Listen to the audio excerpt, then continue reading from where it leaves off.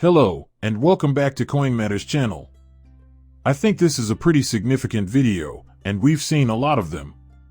This, however, appears to be of paramount importance to the growth of this blockchain. So, I've put together a plan, and the point of it is to urge the O1 team to halt what they're doing, more or less. Plus, create a mobile app, desktop app, and add-on.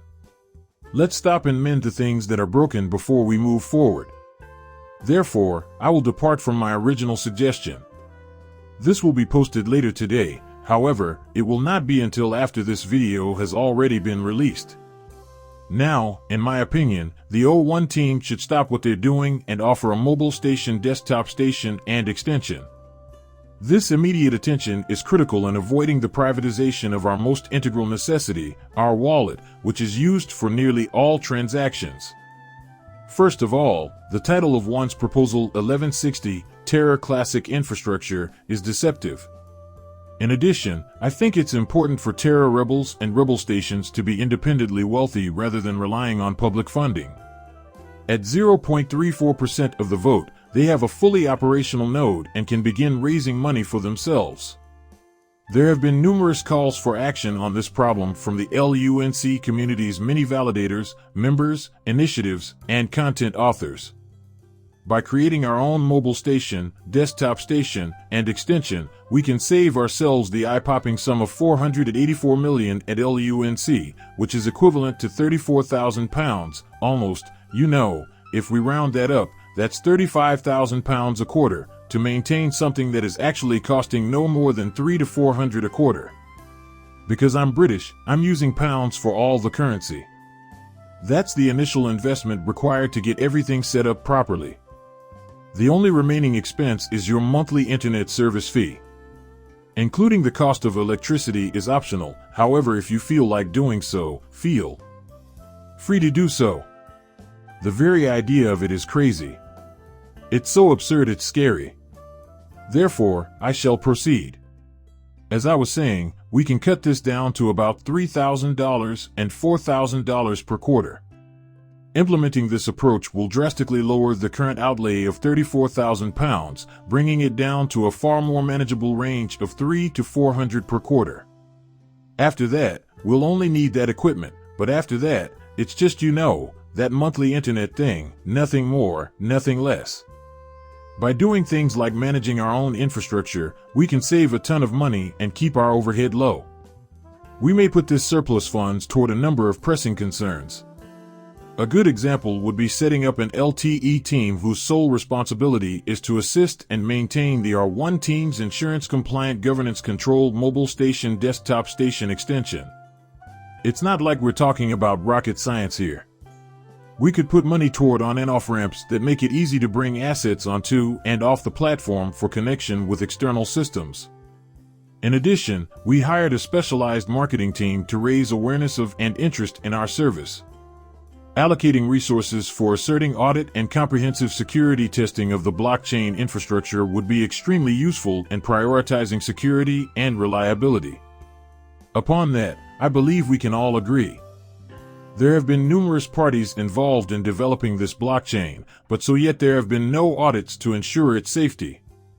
Establishing a USTC test environment will give a valuable tool for comprehending the procedural repack process and creating correct second-hand data, hence guaranteeing a strong and trustworthy platform for users, both present and future. For the sake of proving a point. Because of this, our prospects of onboarding with exchanges and generating further interest from stakeholders will increase dramatically. It's not rocket science to see how prudently deploying these additional funds may improve our infrastructure security, our market presence, and our grasp of platforms. Another critical problem we have now is that a small group of people called validators are getting all the benefits of the blockchain without making any real contributions to it. This imbalance encourages an unhealthy give-and-take dynamic, which can lead to invalidators abusing their voting power. We need to act quickly to solve this problem and create a more equitable and sustainable ecosystem that motivates validators to participate in and advance the network. Seriously, it's crucial. To some extent, the existing disparity can be corrected through the active participation of all participants in off-chain projects, community building efforts, and the provision of value-added services. It is also important to encourage openness and responsibility among validators. By creating a setting in which validators are actively involved in restoring balance and strengthening the integrity of our governance module through reciprocating contributions and being held accountable, we can help reduce instances of voting power abuse and validator role misconduct. So, obviously, we have some items down here at the bottom explaining the implications of a yes vote, an abstention, and a no vote. You should only know the veto something that is significantly out of line, or is like a dead scan, therefore I put NA on know the veto. We're going to have Commonwealth take this on now. Most of the individuals in charge in Commonwealth are people I view as horrible actors. What will happen here, I have no idea. They could mark it, do something to it, or it could simply be forgotten. But I'm hopeful that whatever happens to this dreadful scenario, we'll be able to put this up after it's over. This will be posted after the fact. This is because we know the current quarter will end and a new one will begin eventually. And they intend to attempt it once more. Moreover, we require the establishment of a system. Because we can't let this happen again. It's become painfully evident to me that validators are either ignoring their duties or selling their votes for cash. This could be paid off, 34,000, almost 35,000 pounds is a lot of money. You can pay a lot of bribes. You can do a lot with that money. 800 pounds of that money is likely enough to actually run that infrastructure that they've got instead. They're just sipping coffee and ignoring the fact that they have a monopoly on voting power. I find it appalling that all the nodes in the network have gone ahead and voted yes without any of the top validators in the community bothering to contact the R1 developers and demand to know what the hell is going on. I'm guessing that this validator is doing his job, but I was wondering if you had to keep paying for him to keep working. I've been giving some thought to this, and now that we don't have to pay all nodes, that large expense is gone. No, we'll just keep paying that and letting the neighborhood pool dry up.